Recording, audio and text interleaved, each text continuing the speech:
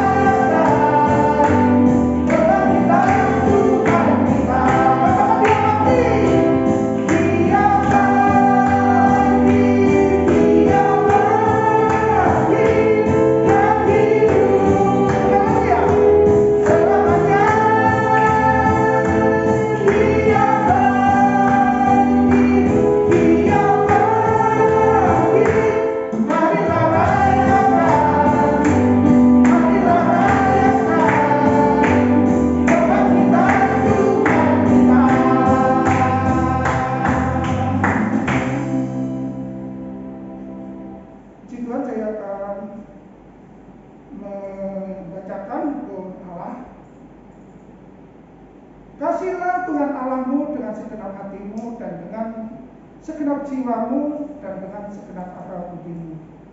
Itulah hukum yang terutama dan yang pertama. Dan hukum yang kedua yang sama dengan itu ialah kasihilah sesamamu manusia seperti dirimu sendiri. Pada kedua hukum inilah tergantung seluruh hukum Taurat dan kitab para nabi tercatat di dalam kitab Matius pasal 22 ayat 37 sampai 40. Dan jemaat kami ajak bangkit berdiri. Kita akan melakukan pengakuan iman rasul.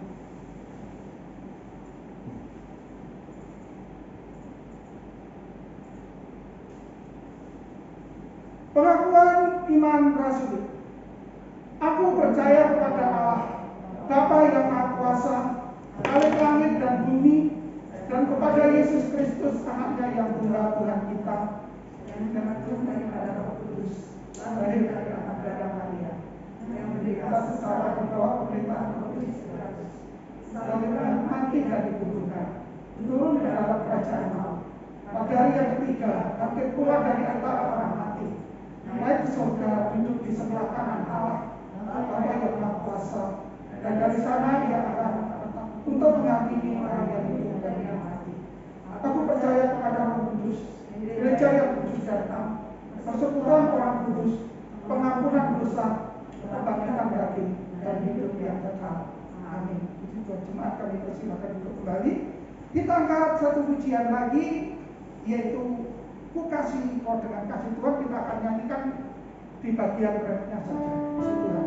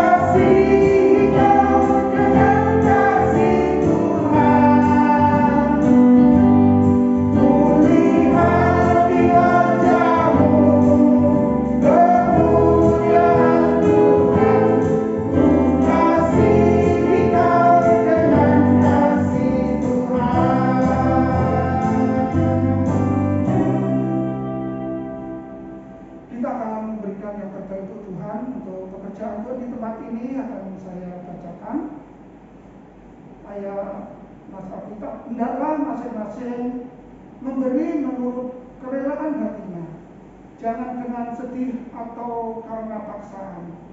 Sebab Allah mengasihi orang yang memberi dengan sukacita. Sambil persembahan dijalankan, kita akan satu pujian. Oh betapa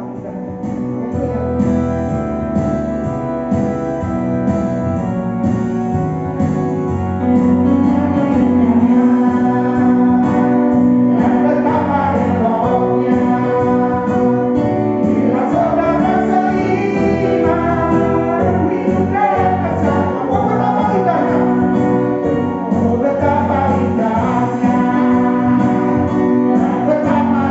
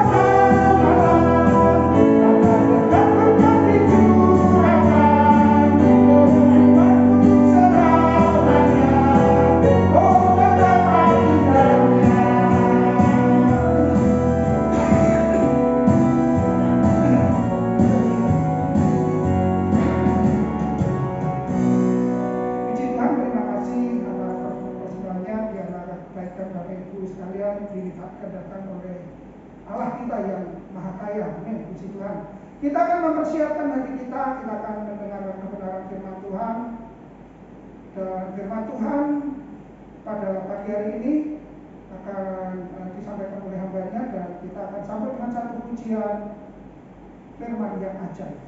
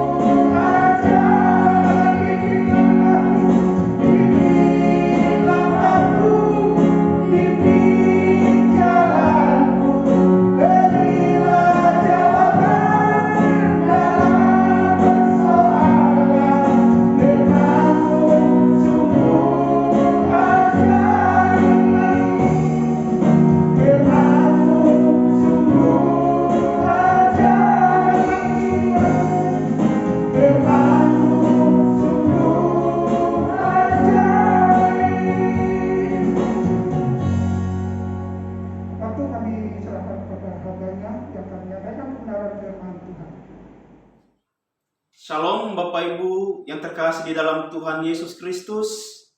Puji Tuhan, kita bisa berjumpa lagi pada hari ini. Sekalipun kita masih ibadah secara online, tetapi firman Tuhan tetap dapat kita dengarkan. Saat ini saya mengajak kita semua untuk berdoa sebelum kita membaca dan mendengarkan kebenaran firman Tuhan. Mari kita berdoa. Bapa di surga, terima kasih untuk kehidupan kami. Kami boleh ada sampai hari ini oleh karena anugerah-Mu dalam kehidupan kami. Terima kasih ya Tuhan Yesus Kristus. Saat ini Tuhan kami mau membaca, mendengarkan firman Tuhan. Berkati kami ya Tuhan. Kiranya Roh Kudus-Mu yang memberikan kami pengertian. Terima kasih Tuhan. Berkatilah pemberitaan firman Tuhan ini. Biarlah hanya kebenaran firman-Mu yang kami dengarkan. Terima kasih Tuhan kami Yesus Kristus. Kami sudah berdoa dan mengucap syukur. Amin. Bapak Ibu saudaraku yang terkasih dalam Tuhan Yesus Kristus, Jemaat GSK Kelapa Gading, apa kabar semuanya? Puji Tuhan kalau semua dalam keadaan baik-baik, dalam keadaan sehat-sehat, dalam pertolongan Tuhan. Terima kasih untuk Bapak Ibu Majelis yang sudah memberikan kesempatan kepada saya kembali untuk menyampaikan firman Tuhan pada minggu ini. Ada salam dari Jemaat GSK Lampung. Kiranya semua kita dalam sukacita Tuhan. Bapak Ibu Saudara dikasihi Tuhan Yesus Kristus, saat ini kita akan membaca firman Tuhan dari surat Efesus pasal 2 ayat 1 sampai 10. Kalau kita sudah mendapatkan bagian firman Tuhan ini, saya akan membaca untuk kita semua. Bapak Ibu yang terkasih dapat mengikutinya, membacanya di Alkitab masing-masing. Demikian firman Tuhan. Semuanya adalah kasih karunia. Kamu dahulu sudah mati karena pelanggaran-pelanggaran dan dosa-dosamu. Kamu hidup di dalamnya karena kamu mengikuti jalan dunia ini. Karena kamu mentaati penguasa kerajaan angkasa, yaitu roh yang sekarang sedang bekerja di antara orang-orang durhaka. Sebenarnya dahulu kami semua juga terhitung di antara mereka, ketika kami hidup di dalam hawa nafsu, daging, dan menuruti kehendak daging dan pikiran kami yang jahat. Pada dasarnya kami adalah orang-orang yang harus dimurkai sama seperti mereka yang lain. Tetapi Allah yang kaya dengan rahmat, oleh karena kasih-Nya yang besar, yang dilimpahkannya kepada kita, telah menghidupkan kita bersama-sama dengan Kristus. Sekalipun kita telah mati oleh kesalahan-kesalahan kita, oleh kasih karunia kamu diselamatkan. Dan di dalam Kristus Yesus Ia telah membangkitkan kita juga dan memberikan tempat bersama-sama dengan Dia di surga, supaya pada masa yang akan datang Ia menunjukkan kepada kita kekayaan kasih karunia-Nya yang melimpah-limpah sesuai dengan kebaikan-Nya terhadap kita dalam Kristus Yesus. Sebab karena kasih karunia kamu diselamatkan oleh iman. Itu bukan hasil usahamu, tetapi pemberian Allah. Itu bukan hasil pekerjaanmu. Jangan ada orang yang memegahkan diri. Karena kita ini buatan Allah, diciptakan dalam Kristus Yesus untuk melakukan pekerjaan yang baik, yang dipersiapkan Allah sebelumnya. Ia mau supaya kita hidup di dalamnya. Demikian pembacaan firman Tuhan bagi kita saat ini. Berbahagialah yang mendengarkan firman Tuhan dengan sungguh-sungguh, menaruhnya di dalam hati dan melakukannya tiap-tiap waktu. Puji Tuhan. Jemaat GSK Kelapa Gading yang saya kasih dalam Tuhan Yesus Kristus, adapun tema firman Tuhan pada hari ini adalah sola gratia, sola fide, sola scriptura. Wow, tema ini sangat begitu luar biasa ya untuk kita dengarkan pada hari ini. Tema firman Tuhan ini merupakan inti dalam doktrin iman Kristen. Jika kita sungguh-sungguh memahaminya, maka akan membawa kita kepada suatu kesadaran iman bahwa semua oleh karena anugerah Tuhan. Semua oleh karena kemurahan dan kebaikan Tuhan. Sehingga kita dapat mengatakan, Soli Deo Gloria, kemuliaan hanya bagi Tuhan yang Maha Tinggi. Saudara dikasihi Tuhan Yesus Kristus, perikop ini secara sistematis Paulus memaparkan tentang apa? Tentang keberdosaan dan kasih Allah. Kalau kita bagi perikop ini, maka untuk berpikir Paulus kepada jemaat Efesus ini dapat kita pilah dalam 3 bagian. Pertama, dalam ayat 1 dan ayat 3, ayat 1 sampai ayat 3, di situ Paulus mengingatkan, memberitahukan kepada jemaat Efesus tentang keberdosaan manusia dan akibat dosa. Itu dalam ayat 1 dan 3.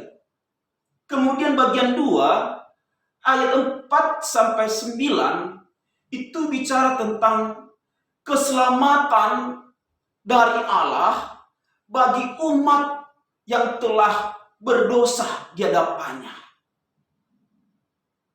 Kemudian di bagian ketiga ada di dalam ayat 10.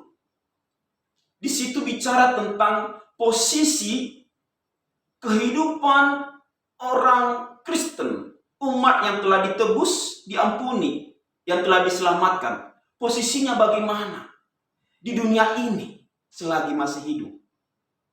Jadi ada 3 bagian untuk berpikir Paulus, di mana dia ingin mengingatkan jemaat di Efesus, sekaligus menasihati bahwa dalam perikop ini dia mengingatkan tentang dosa, tentang keselamatan, tentang posisi orang percaya di dalam dunia ini.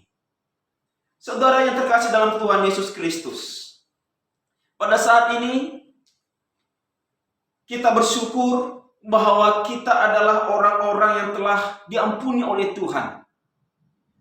Jemaat GSK Kelapa Gading yang saya kasihi, tanpa terkecuali anak sekolah minggu, pemuda remaja, jemaat dewasa, Bapak Ibu yang sudah berusia indah, kita boleh ada sampai hari ini oleh anugerah Tuhan. Pengampunan Tuhan telah kita terima melalui kematiannya di atas kayu salib, dan itu harus kita syukuri. Saudara dikasihi Tuhan Yesus Kristus, Efesus pasal 2 ini ayat 1 sampai 10 merupakan suatu inti dari karya keselamatan Allah yang menjadi pegangan bagi gereja-gereja reformat, gereja-gereja reformasi, bahwa hanya oleh karena Tuhan kita boleh ada, kita boleh diselamatkan, bukan semata-mata usaha dari manusia itu sendiri. Peristiwa mengerikan dalam hidup seseorang adalah mati secara rohani. Dalam ayat 1 dituliskan begini, kamu dahulu sudah mati karena pelanggaran-pelanggaran dan dosa-dosa. Di sini dikatakan sudah mati, bukan sakit atau setengah sakit, tetapi mati. Tetapi di sini dikatakan mati secara rohani. Kalau kita ingat Kejadian pasal 1, pasal 2 dan pasal 3, di situ kita melihat bagaimana Allah Sang Pencipta menciptakan manusia. Dan di dalam Kejadian pasal 3, bagaimana manusia itu, Adam dan Hawa, jatuh dalam dosa. Sehingga keturunan-keturunan manusia mewarisi dosa itu. Dan manusia ada di dalam natur dosa itu. Saudara yang terkasih dalam Tuhan Yesus Kristus, mati karena pelanggaran-pelanggaran dan dosa-dosa. Itu ditandai dengan apa? Seseorang yang mengalami kematian rohani ditandai dengan apa? Hidupnya tidak tertarik dengan hal-hal yang rohani, hal-hal yang kekal. Dia tidak tertarik. Yang kedua, hidupnya jauh dari persekutuan dan tidak tahu menahu soal kehendak Allah. Yang penting dia bebas. Yang ketiga, menikmati dosa dan secara aktif melakukan pelanggaran-pelanggaran. Dia tidak menghormati, apalagi melakukan firman Tuhan. Dia sangat mudah untuk stres, depresi, dan putus asa. Dan dia kehilangan pengharapan menuju kebinasaan. Inilah tanda-tanda orang yang mengalami kematian rohani. Mari kita cross-check diri kita. Jemaatnya saya kasih dalam Tuhan Yesus Kristus. Apakah tanda-tanda ini telah tumbuh di dalam hati pikiran kita dan kehidupan kita? Apakah kita sudah mulai jenuh beribadah kepada Tuhan? Apakah kita tidak punya waktu lagi untuk merenungkan firman Tuhan karena kesibukan kita? Apakah kita masih menyimpan kepahitan? Apakah kita masih menyimpan dendam? Apakah kita masih menikmati dosa secara aktif? Apakah kita masih mempraktekkan hal-hal yang jahat di kehidupan kita? Mari kita cross-check diri kita. Jika kita masih ada dalam tanda-tanda mati secara rohani ini, maka ada waktu bagi kita untuk berubah di hadapan Tuhan. Tuhan selalu membuka pintu dan kesempatan bagi kita untuk berubah. Dan Tuhan pasti memberikan anugerah pengampunan. Saudara dikasihi Tuhan Yesus Kristus, kemudian timbul pertanyaan klasik. Apakah manusia mampu menyelamatkan diri sendiri? Jawabannya jelas dan tegas, tidak. Karena di dalam Roma pasal 3 ayat 23 Bapak Ibu, Paulus menuliskan begini. Karena semua orang telah berbuat dosa dan telah kehilangan kemuliaan Allah. Ini jelas menuliskan kepada kita, menerangkan kepada kita bahwa manusia itu telah tercemar oleh dosa, memberontak kepada Allah Sang Pencipta, dan Dia yang dahulunya diciptakan begitu baik, sempurna, tetapi telah tercemar oleh dosa dan telah kehilangan kemuliaan Allah. Artinya tidak ada yang baik dalam diri manusia itu. ditegaskan di dalam Roma pasal 7 ayat 18. Sebab aku tahu bahwa di dalam aku, yaitu di dalam aku sebagai manusia, tidak ada sesuatu yang baik. Sebab kehendak memang ada dalam aku, tetapi bukan hal yang berbuat yang baik. Di ayat 19 dikatakan, aku selalu melakukan kehendak yang jahat. Saudara dikasihi Tuhan Yesus Kristus, ini menunjukkan apa? Bahwa dalam diri manusia ini, natur manusia ini telah tercemar oleh dosa. Dan apapun yang kita kerjakan, selalu ingin memuaskan hasrat manusia kita. Selalu menghasilkan hal-hal yang tidak baik di hadapan Tuhan. Sekalipun kita berusaha berbuat baik untuk mendapat keselamatan, kita tidak bisa mampu mendapat dan meraih keselamatan itu. Kenapa? Masa manusia berdosa mampu menyelamatkan dirinya sendiri? Tidak mungkin. Sebaik-baiknya apapun perbuatan kita, tetapi kalau kita belum berjumpa dengan Tuhan, kita belum mengalami anugerah pengampunan, kita tidak mendapat kehidupan itu. Oleh sebab itu, karena ketidakmampuan manusia untuk menyelamatkan diri, maka Allah menyatakan kasih-Nya sepertinya ditulis dalam Yohanes pasal 3 ayat 16. Karena begitu besar kasih Allah akan dunia ini, sehingga Ia telah mengaruniakan anaknya yang tunggal, supaya setiap orang yang percaya kepadanya tidak binasa, melainkan beroleh kehidupan yang kekal. Katakan amin. Amin. Hanya oleh karena Allah, kita boleh ada sampai hari ini.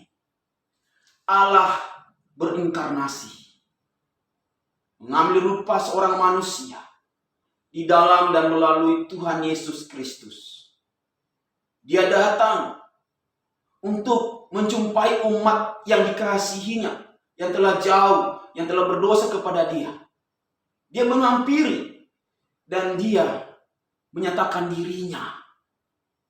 Dia mau manusia itu kembali kepada Dia. Umatnya itu memahami kehendaknya. Umatnya itu beroleh kehidupan. Inilah kasih Allah. Dia datang kepada umat kekasihnya. Melalui bagian firman Tuhan ini, mari kita merenungkan 3 bagian yang sangat prinsip dalam iman Kristen. Sesuai dengan tema kita, sola gratia, sola fide, sola scriptura. Yang pertama yang kita renungkan adalah sola gratia. Ini ada di dalam ayat 4 sampai ayat ke-5 dalam Efesus pasal 2 yang sudah kita baca tadi. Dikatakan di sini, tetapi Allah yang kaya dengan rahmat, oleh karena kasih-Nya yang besar yang dilimpahkannya kepada kita, telah menghidupkan kita bersama-sama dengan Kristus, sekalipun kita telah mati oleh kesalahan-kesalahan kita. Oleh kasih karunia kamu diselamatkan. Kasih karunia, anugerah Allah dituliskan di dalam ayat 4 dan 5 ini. Sola gratia. Dalam bahasa Yunaninya, anugerah itu charis. Artinya anugerah. Anugerah di sini, Bapak Ibu Saudara dikasihi Tuhan, merupakan kasih Allah, kebaikan Allah yang tanpa pamrih kepada mereka yang telah mengabaikan Allah. Mereka yang telah mengabaikan Allah itu seharusnya pantas untuk dihukum dan mati. Anugerah Allah itu berkat rohani yang dicurahkan kepada manusia berdosa yang tidak pantas sebenarnya menerima kasih dan kebaikan Allah itu. Itu adalah anugerah Tuhan berikan kepada manusia berdosa yang telah mengabaikan dan memberontak kepada Dia. Manusia itu tidak pantas menerimanya sebenarnya, tetapi karena kasih Allah yang besar, Dia mau umat pilihannya itu kembali kepada Dia. Dia memiliki belas kasih yang sangat besar kepada manusia. Dia memiliki tujuannya begitu baik kepada umatnya. Dia tidak mau umatnya hilang dan binasa. Ini adalah belas kasih Allah. Belas kasih itu apa? Belas kasih itu merupakan hati Allah yang sangat memperhatikan dan menolong manusia berdosa yang sedang memikul beban dosa dan tidak bisa berbuat apa-apa. Dengan belas kasih dari Tuhan, Tuhan itu menghampiri dan membasuh orang berdosa itu dengan darahnya. Ia menyucikan manusia itu dan menjadikan manusia itu menjadi umatnya, menjadi anaknya. Ini adalah suatu yang harus kita syukuri dalam hidup kita. Sekali lagi ditekankan di sini bahwa manusia telah jatuh dalam dosa dan tidak mampu untuk menyelamatkan diri sendiri. Dalam Efesus pasal 4 dan 5 ini jelas dikatakan, semua karena oleh anugerah Tuhan. Ini adalah sola gracia. Dan kita harus syukuri bahwa Tuhan Yesus Kristus telah melakukan itu kepada kita semua. Dan tidak ada Tuhan seperti Tuhan Yesus Kristus. Tidak ada Allah seperti Allah yang kita sembah. Yang kedua, yang harus kita pahami adalah sola fide. Sola fide itu hanya oleh iman. Mari kita perhatikan Abraham. Di dalam Roma pasal 4 ayat 3-4 dituliskan demikian. Sebab jikalau Abraham dibenarkan karena perbuatannya, maka ia beroleh dasar untuk bermegah. Tetapi tidak di hadapan Allah. Sebab apakah dikatakan nats kitab suci? Lalu percayalah Abraham kepada Tuhan, dan Tuhan perhatikan itu.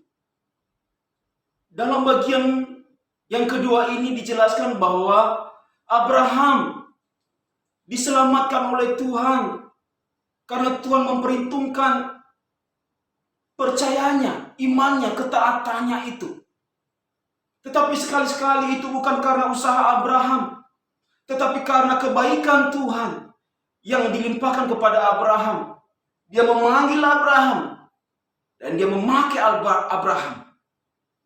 Perhatikan baik-baik juga Nuh dan Ayub yang dikatakan bahwa mereka adalah orang yang baik, saleh, yang tidak bercela di hadapan Tuhan. Tetapi semuanya di hadapan Tuhan, ya, siapapun manusia itu, sekali lagi telah tercemar oleh dosa. Hanya Tuhan Yesus yang sempurna. Manusia tidak sempurna. Nuh dan Ayub pun hidup di dalam anugerah Tuhan, bukan karena kekuatan dan kehebatan secara manusia mereka. Saudara dikasihi Tuhan, sola fide, oleh karena iman. Ini merupakan pegangan kita bahwa hanya oleh karena iman percaya kepada Yesus Kristus kita mendapat kehidupan, kita mendapat kepastian keselamatan. Dalam doktrin teologi reformat sangat setuju bahwa iman itu merupakan pemberian Allah. Dengan firman Tuhan itu, manusia dapat memahami kehendak Allah. Roh Kudus yang menerangi dan membuka hati orang itu untuk memahami dan hidup di dalam kebenaran firman Tuhan. Saudara yang terkasih, dikatakan bahwa hanya oleh karena iman, bukan karena kekuatan kita. Di dalam ayat 8 dituliskan seperti ini, sebab karena kasih karunia kamu diselamatkan oleh iman. Itu bukan hasil usahamu, tetapi pemberian Allah. Jelas, Abraham maupun Nuh maupun Ayub, itu semua adalah karena anugerah Tuhan. Karena Tuhan yang memilih. Allah memilih Yosua, Allah memilih Musa, Allah memilih hakim-hakimnya. Allah memanggil dan memilih 12 rasulnya. Allah memanggil dan mengutus Paulus, Timotius, dan hamba-hamba Tuhan yang lain. Semua dimulai dari keputusan dan pemanggilan Allah. Nah, oleh sebab itu, maka bukan karena kekuatan kita, tetapi karena Tuhanlah yang memberikan kesempatan kepada manusia itu. Dan iman itu sendiri adalah anugerah Allah juga dalam diri orang percaya. Dengan iman itu, maka manusia memahami dan percaya kepada Allah dengan sungguh-sungguh, menggantungkan diri kepada Tuhan. Saudara dikasihi Tuhan Yesus Kristus, iblis tidak suka kita memiliki iman yang teguh di dalam Tuhan. Iblis tidak suka kalau kita memiliki ketaatan dan kepercayaan kepada Tuhan. Dia berusaha mengoncang iman kita. Dia memakai manusia kedagingan kita. Dia memakai situasi dunia ini. Namun firman Tuhan mengatakan bahwa siapa di dalam Kristus sungguh-sungguh kepada firman Tuhan, kepada Kristus, imannya kepada Tuhan, pasti dilindungi, dikuasai oleh Roh Kudus, dan hidupnya ada di dalam terang kebenaran Allah. Yang ketiga yang perlu kita pahami, sola scriptura, hanya dalam kebenaran firman Allah. Saudara dikasihi Tuhan, pada hari ini tanggal 31 Oktober 1517 merupakan hari bersejarah dalam kehidupan bergereja, karena 31 Oktober itu merupakan puncak dari reformasi yang dicetuskan oleh seorang tokoh gereja yang bernama Martin Luther, yang saat itu mengkritik kehidupan gereja dan pengajarannya, di mana pada saat itu menurut sejarah gereja Katolik Romawi yang memiliki kekuatan besar pada saat itu.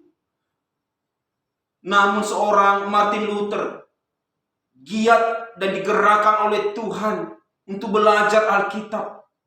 Dan akhirnya di dalam pengalamannya, di dalam apa yang dia saksikan tentang kehidupan bergereja pada saat itu, maka membuat dia bersedih hati.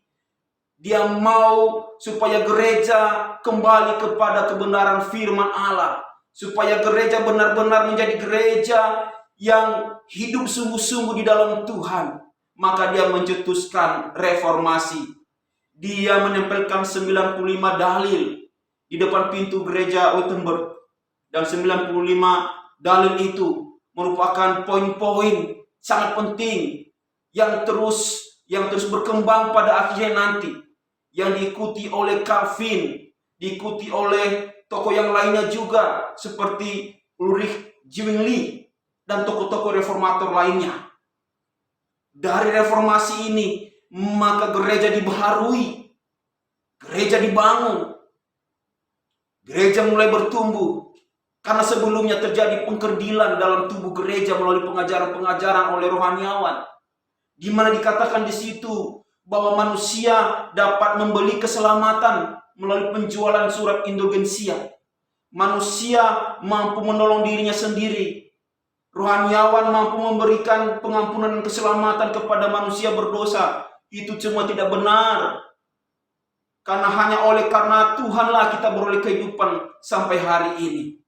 Martin Luther memberikan dasar-dasar pengajaran sehingga setiap gereja-gereja reformasi yang memegang teguh ajaran-ajaran reformasi ini sangat begitu memegang teguh bahwa gereja ini jemaat Tuhan hidup sola gratia, sola fide, sola scriptura, dan sola Christo. Sola Christo adalah bahwa hanya di dalam Kristus kita beroleh pengampunan, dan kematian Kristus hanya sekali untuk selama-lamanya.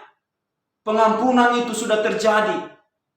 Pintu keselamatan, anugerah diberikan kepada manusia berdosa. Dan semuanya berarah kepada soli Deo gloria. Segala kemuliaan hanya bagi Tuhan di tempat yang maha tinggi. Bapak Ibu Saudaraku dikasihi Tuhan Yesus Kristus, jemaat GSK Kelapa Gading yang saya kasihi dalam Tuhan. Marilah kita senantiasa di dalam kehidupan kita ini, kita terus harus juga merestorasi diri kita, mereformasi diri kita melalui kebenaran firman Tuhan. Ingat Bapak Ibu, hidup ini adalah anugerah dan kesempatan. Kita tidak mampu untuk melangkah sendiri. Oleh karena Tuhanlah kita boleh ada sampai hari ini. Bapak Ibu Saudara dikasihi Tuhan Yesus Kristus, hargailah dan hormatilah anugerah Tuhan itu. Jikalau kita mengalami suam-suam kuku saat ini, atau kita terjebak di dalam kematian rohani, bukalah hatimu, tergeraklah, bangunlah, dan kembali kobarkanlah kasih mula-mula itu. Sekalipun situasi saat ini masih susah, tetapi biarlah tetap kita hidup di dalam anugerah Tuhan, mensyukuri itu. Kemudian yang kedua, marilah kita hidup di dalam iman percaya kita.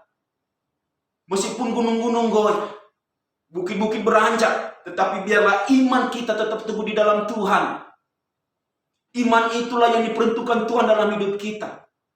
Abraham, Nuh, Ayub, pribadi-pribadi yang taat di hadapan Tuhan, dan Tuhan pelihara hidup mereka. Dan biarlah kita jemaat Tuhan pada masa kini, sekalipun engkau tidak punya apa-apa, tapi engkau punya Tuhan, engkau punya iman. Kita boleh berusaha, tetapi di atas segalanya itu, biarlah iman percaya kita yang utama di hadapan Tuhan. Yang ketiga, hanya oleh kebenaran firman Tuhan. Banyak pengajaran-pengajaran di luar. Jangan terkecoh. Tetaplah berpaut kepada kebenaran firman Tuhan ini. Tetaplah hidup dalam kebenaran yang benar melalui firman Tuhan. Firman itu adalah pelita bagi kaki kita. Firman itu penuntun hidup kita kepada kerajaan Allah. Calvin mengatakan bahwa firman Tuhan itu sudah final. Alkitab adalah firman Allah. Alkitab mendapat otoritasnya bukan dari gereja, tapi dari Allah. Kredibilitas Alkitab tidak bergantung pada manusia, tetapi pada kesaksian Roh Kudus. Hanya Alkitab sajalah yang sangat infalibel dan inerrant. Tidak ada yang lain. Jadi marilah kita berpegang pada ajaran firman Tuhan. Meskipun di luar sana banyak sekali ajaran-ajaran sesat, perhatikan baik-baik. Kita harus tetap berpegang kepada firman Tuhan. Bapak Ibu Saudara dikasihi Tuhan, akhirnya di dalam ayat 10 di sini Paulus menasihati kepada jemaat di Efesus.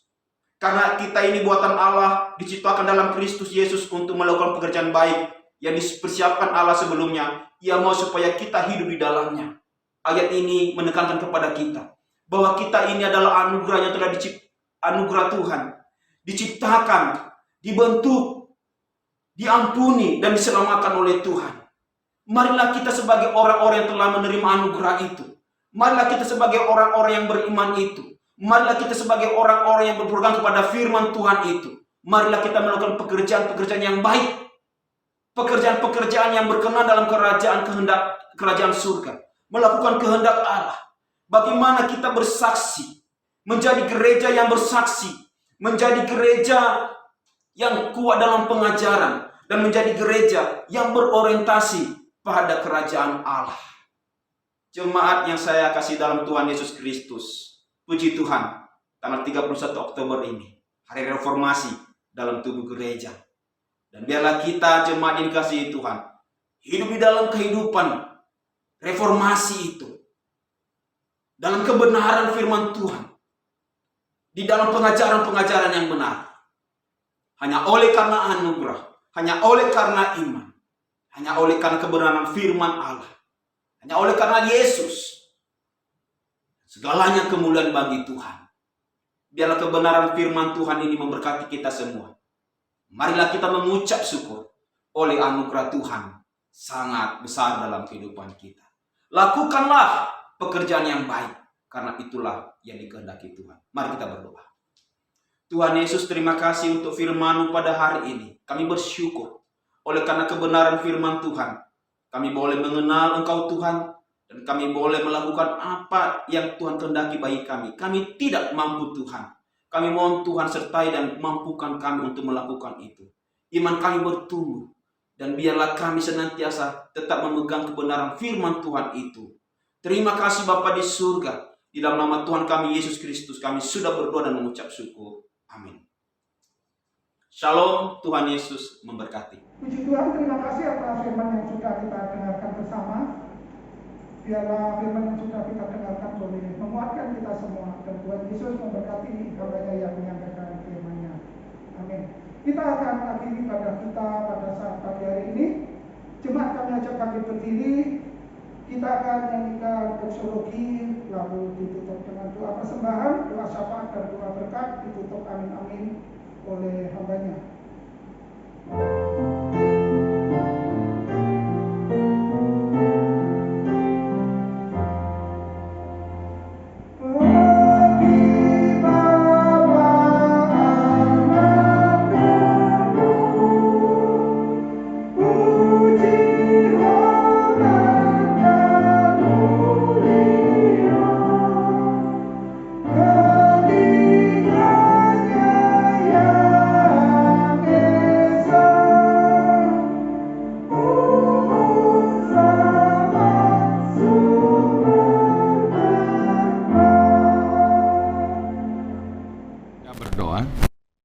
Bapa di surga, dalam nama bersyukur bahwa kami semua telah diberkati lewat ibadah yang kami laksanakan pada hari ini.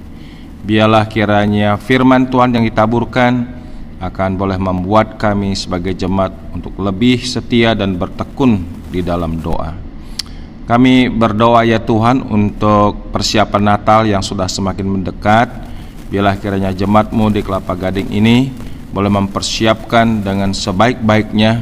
Bila kiranya penitia yang sudah ditetapkan bekerja maksimal, sehingga Natal tahun ini boleh diberkati oleh Tuhan, dan kami semua jemaat-Mu bisa membawa persembahan yang terbaik dan maksimal bagi Tuhan. Kami juga berdoa untuk seluruh persembahan yang kami bawa pada Tuhan hari ini.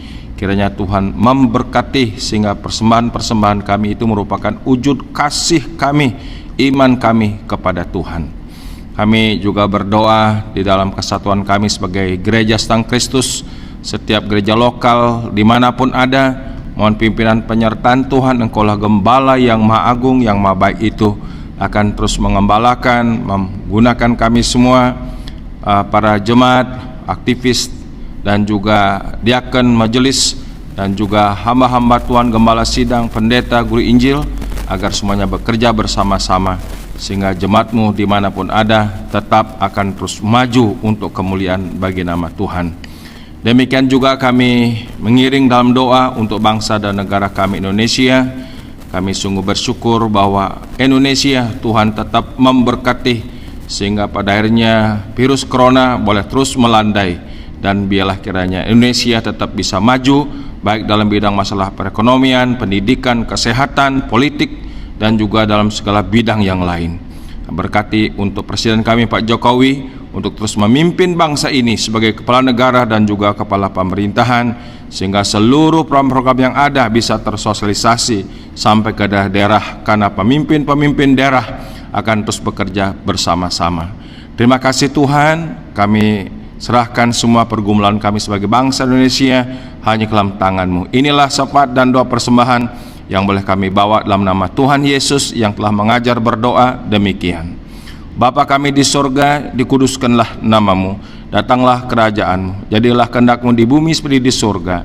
Berilah pada hari ini makan kami secukupnya, dan ampunilah kesalahan kami seperti kami sudah mengampuni orang lain yang bersalah kepada kami. Janganlah membawa kami ke dalam pencobaan, tetapi lepaskanlah kami dari segala yang jahat, karena Engkau mempunyai kerajaan dan kuasa dan kemuliaan sampai selama-lamanya. Terima kasih daripada Tuhan. Kiranya damai sejahtera dari Allah Bapa yang limpah sempurna, kasih karunia penebusan dalam Kristus Yesus Putra yang tunggal, serta janji penyertaan oleh Roh Kudus menyertai saudara sekalian sekarang ini sampai selama-lamanya. Amin.